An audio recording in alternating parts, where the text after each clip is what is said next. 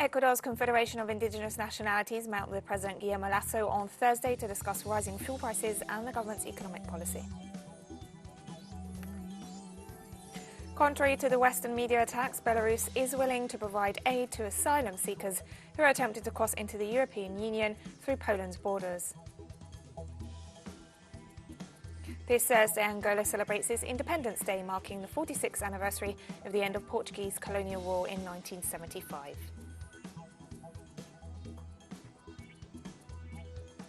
From the headquarters of teleSUR English in Havana, Cuba, this is From the South. I'm Katrina Goss. We begin in Ecuador, where the Confederation of Indigenous Nationalities met with President Guillermo Lasso on Thursday to discuss rising fuel prices and the government's economic policy.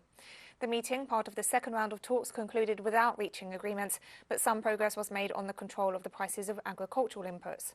The dialogue comes amid tensions after indigenous movements staged several protests over fuel price rises amid a state of emergency declared by the executive, which led to the militarization of parts of the country where the protests were taking place and violent state repression of demonstrators. The meeting lasted about 6 hours, during which the parties failed to reach a consensus on fuel prices and decided to hold another meeting within 2 weeks. There have been advances on many of the 6 points proposed for this meeting. On the issue of fuel prices, the national government will review internationally what they can do. In that sense, this organization hopes that in 15 days we will have an answer on the proposed fuel prices. 800 people who form part of a migrant caravan crossing Mexico have regularized their situation in the country with the help of the authorities and desisted from continuing the dangerous journey north. The National Institute of Migration provided humanitarian visitors cards to foreign citizens who are in vulnerable conditions and voluntarily decided to abandon the caravan. The mainly Central American nationals who benefited from this measure are now in the southern state of Oaxaca, where they are considering their options. Mexico saw a record number of people crossing its territory to reach the United States in September. The government continues to urge the United States to meet its commitments to provide financing for programs in Central America to provide job opportunities and tackle poverty to allow people to stay in their home countries. The Chilean Senate will begin deliberations on President Sebastián Piñera's impeachment next Tuesday, November 16th, over revelations contained in the Pandora Papers investigation. The committee presenting the case will have 1 hour before the defense presents its case. The vote on whether to proceed with the impeachment, which was approved in the lower house but requires the approval of the Senate to happen, will take place the same afternoon. Senators will have a maximum of 15 minutes to argue the decision in favor or against. The constitutional accusation against Piñera needs 29 votes to be endorsed by the Senate, something analysts believe is highly unlikely to happen, as the president enjoys majority support in the upper house.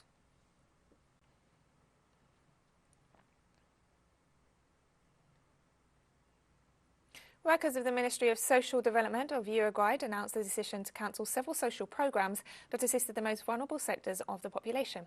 Our correspondent Mateo Grill brings us more details in the following report.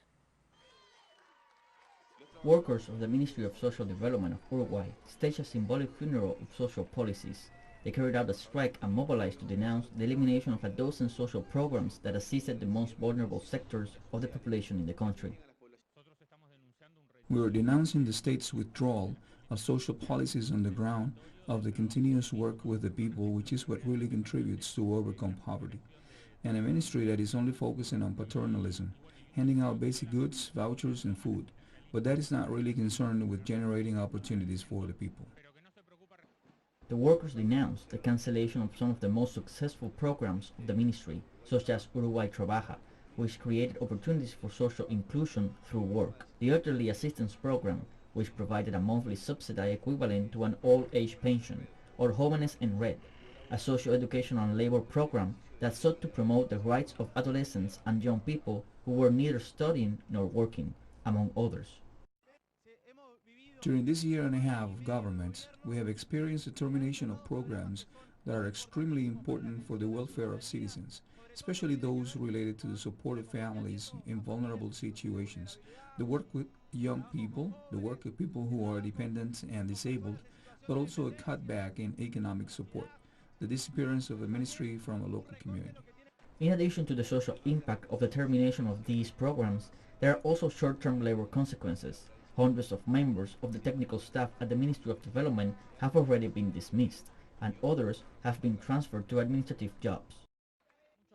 There are many programs that have resulted in the dismissal of workers who become unemployed, and there are others whose tasks are in fact greatly reduced. Many of the tasks become simply administrative and not social work, which they were trained to do in the field with the population. Workers denounced that the authorities of the Ministry of Development opt for a clientelist and paternalist policy, to the detriment of real social policies for the development of the Uruguayan people. Since the government of Luis Lacalle Pou took office, poverty in Uruguay has increased by more than 30%. Destitution has doubled and unemployment has risen. In this scenario, which requires a greater state presence, the government has decided to terminate social assistance programs. Mateo Grille, teleSUR, Montevideo, Uruguay. 8 Amazon countries, members of the Amazon Cooperation Treaty Organization, have launched the Amazon Regional Observatory, a reference center for information on the region. The observatory also deals with themes like biodiversity, species listed in the convention, forests, water resources and indigenous peoples. Installed at Amazon Cooperation Treaty Organization headquarters, the observatory promotes access to information produced by the 8 member countries: Bolivia, Brazil, Colombia, Ecuador, Guyana, Peru, Suriname and Venezuela. It also fosters the flow and exchange of data among institutions, government authorities, the scientific and academic community and civil society in the Amazonian countries. And we'll be right back after this very short break. Don't go away.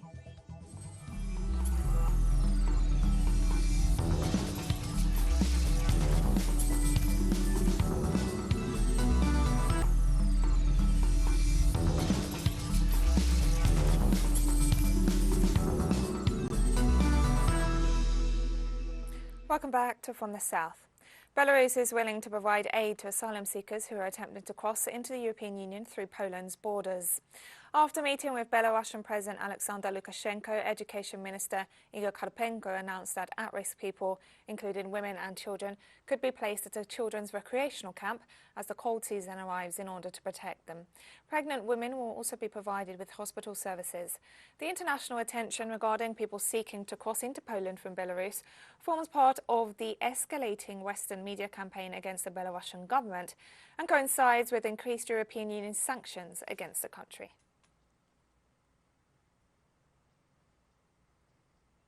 And Belarus's President Alexander Lukashenko vowed to respond to any new sanctions imposed over the presence of asylum seekers on the country's border with Poland, including by potentially cutting off the transit of natural gas to Europe. We have increased the volumes of natural gas pumped via Belarus. The Yamal-Europe pipeline is full. We are hitting Europe and they are threatening that they will close the border. And what if we block the supply of natural gas there? If European Union countries impose additional sanctions on us, indigestible and unacceptable for us, we must respond.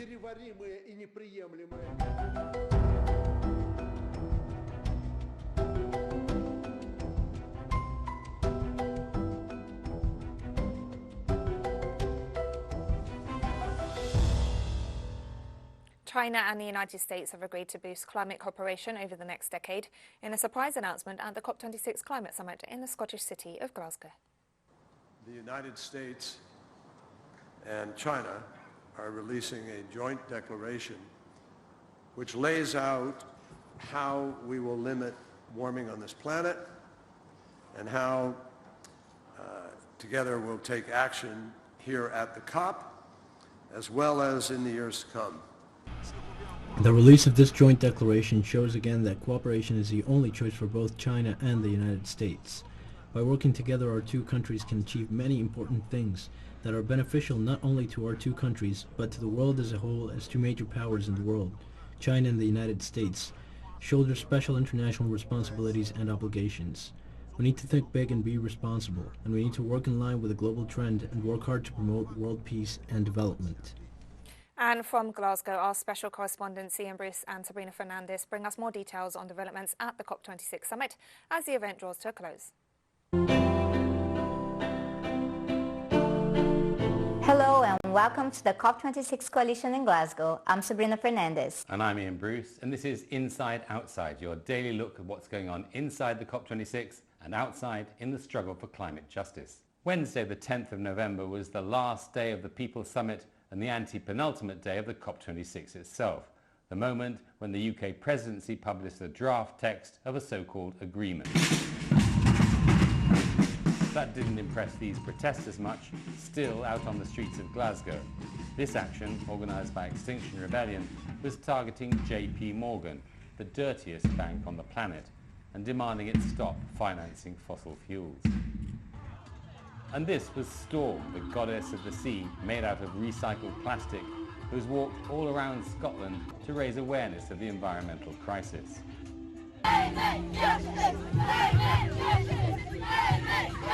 She was welcomed by school kids chanting climate justice. The big news inside the COP was the publication early on Wednesday morning of a draft of a final agreement, what in the language of these UN summits is called a cover decision. This is in fact made up of 3 texts to cover each of the UN bodies that is meeting here in Glasgow. And it's not really an agreement at all, more of a political statement, a long wish list of things the UK presidency wants countries to agree are necessary and urgent, but with little or nothing in the way of concrete steps to achieve them. We spoke to 2 founders of the COP26 coalition who've been following this process for many years on the inside and the outside. They are Mary Church from Friends of the Earth Scotland and Dorothy Guerrero of Global Justice Now. So what did they make of the draft text? So what we're seeing with these texts that have come out in the early hours of this morning is that they're really stripped of all references to equity. So those principles of common but differentiated responsibility that are enshrined in the UNFCCC, enshrined in the convention, what we're seeing is a splitting of the mitigation actions and the finance actions. We've also seen language creep into these texts around a global goal for net zero. Now this is really worrying. It's not in the Paris Agreement. It erodes the equity that exists within the Paris Agreement. Rich historical polluters who've done most to cause the crisis really have to cut their emissions furthest and fastest, and that needs to be over the next decade, with more time for countries who've done least to cause the crisis and are on the front lines of the crisis to bring down their emissions. It is disappointing. It is very depressing, of course, but we see that coming because from the discussions on climate finance last week and the discussions on science, they're really zeroing in on all these nature-based solutions, and then also really putting emphasis on the fact that there's promises, there's all these figures, they're really, really big, but it's stripped of policy as well, because if you ask how will they deliver it, it's so unclear. I think the other thing that we're really worried to see in there is language, and this appears 3 times in the cover decision, in the COP cover decision, language on nature-based solutions, which sounds like, motherhood and apple pie. Who could possibly object to nature-based solutions? But actually, this is, a really dangerous concept that has been put forward by the likes, the big polluters. Shell, for example, is amongst its biggest fans. And nature cannot possibly compensate for the harm that we are doing and the harm that is locked in the plans of countries and big polluters over the course of the next 10 to 20 years. We simply have to phase out fossil fuels. We cannot just say nature is going to fix all of this for us.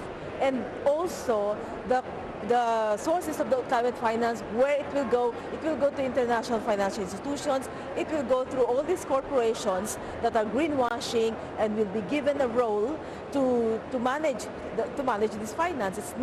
It will not be given to countries to manage. Assad Raymond also spoke in the high-level plenary of the UN Climate Summit here in Glasgow on behalf of the COP26 coalition, and he responded to what is on offer from the government's meeting today. Whilst we are frustrated and angry, we are not without hope. We know it's ordinary people who change history, and we will change history. Thank you, Chair. On the inside, we'll see in the course of these final 2 days of COP26 how far the governments of the Global South are prepared to go in opposing what's on offer. Bolivia has already slammed the cover text, saying that it assumes that nature is at the service of human needs. And Algeria also denounced that the text shifts responsibility onto developing countries. And outside, the opposition is clear for all to see. So that's all for today's Inside Outside. Thank you for joining us. See you tomorrow.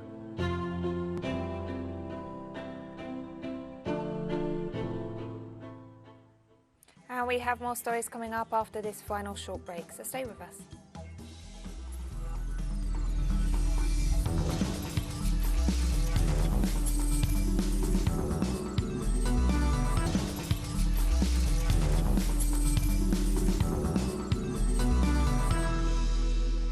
Welcome back to From the South. This Thursday, Angola celebrates its Independence Day, marking another anniversary of the end of Portuguese colonial rule in 1975. Addressing the nation on the eve of the anniversary, President of the Republic of Angola, João Lourenço, stated that by proclaiming independence, Angolans became free and equal, the masters of their own destiny. The first movement towards independence for Angola began in the 1950s with the creation of political groups fighting for self-determination. A guerrilla war for independence led by the People's Movement for the Liberation of Angola lasted almost 15 years until independence was declared in 1975.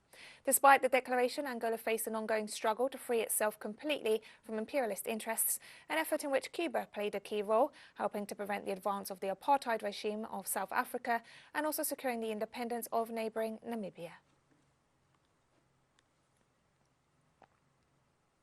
According to authorities, the death toll following a devastating fuel tanker explosion last week in Sierra Leone's capital, Freetown, has risen to 131. A spokesperson for the National Disaster Management Agency said another 63 people were still being treated in 4 Freetown hospitals, 19 of whom are in a critical condition.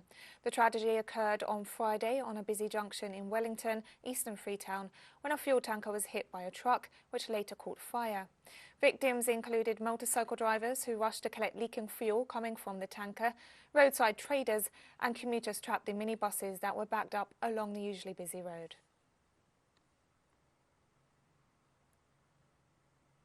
And the president of Sierra Leone, Julius Maada Bio, expressed condolences during a funeral service for 85 of the victims of last week's fuel tanker explosion. Within a year, one for Meg, the bereaved family, the one that will lost people there directly, may they know say this is a loss for Salone, not just a loss for them. And for me they take heart and also get faith that we as a country we commend all of the one that we don't pass to God the Almighty for making go get mercy on them and grant them merciful judgment. At least 3 people were killed and several others wounded when a suicide bomber rammed his car into a security convoy in the Somali capital Mogadishu on Thursday. The attack took place at a busy intersection near Villa Baidoa, the Somali military's second headquarters in the city. According to a police officer, the bomb blast targeted a convoy carrying personnel of the African Union mission in the country. He added that the wounded were transported to nearby Mandina Hospital. No group has yet claimed responsibility for the attack, but the Somali-based Al-Qaeda-affiliated terrorist group Al-Shabaab has claimed many recent attacks in the country. The attack came hours after a roadside bomb blast wounded at least 3 policemen in Mogadishu.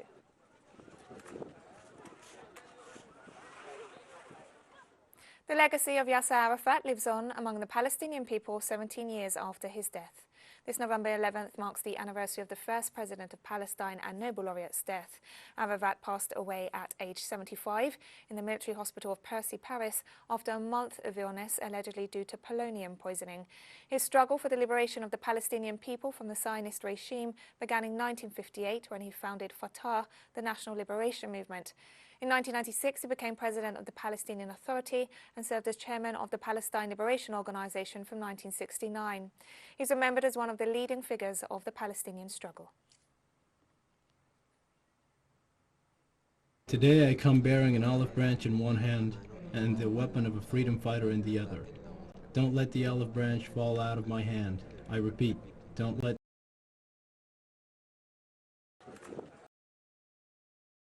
These 3 people were killed and several others wounded when a suicide bomber rammed his car.